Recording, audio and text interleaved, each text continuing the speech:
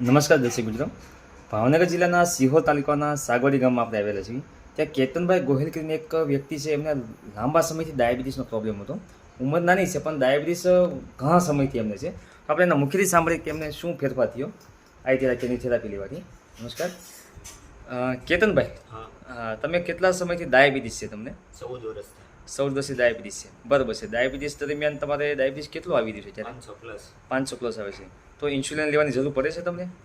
બે ટાઈમ હું લઉં છું, સવાર સાંજ ઇન્સ્યુલિન લેવા પડે છે, બરાબર છે. અને હમણાં તમે આઈ થેરાપી લેવાનું સ્ટાર્ટ કર્યું છે, કેટલા દિવસથી શરૂ કર્યું છે? 10 દિવસ. 10 દિવસથી શરૂ કર્યું છે, બરાબર. કોના માધ્યમથી તમે થેરાપી મળે છે? રાજુભાઈ. બરાબર છે. આ રાજુભાઈ ગોહિલ આપણા ડિસ્ટ્રીબ્યુટર છે, એમના માધ્યમથી એમને ડેઇલી થેરાપી આપવામાં આવી રહી છે.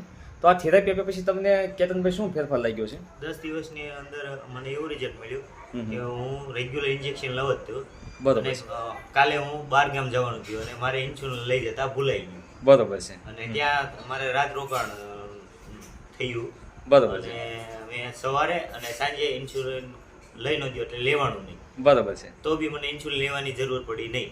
બરાબર છે. થેરાપી લીધેલી હતી એટલે તમને ઇન્સ્યુલિન જરૂર ન પડી. બાકી ઇન્સ્યુલિન ભૂલી ગયા હોય અને ન લીધો હોય તો શું અસર થતી તમને?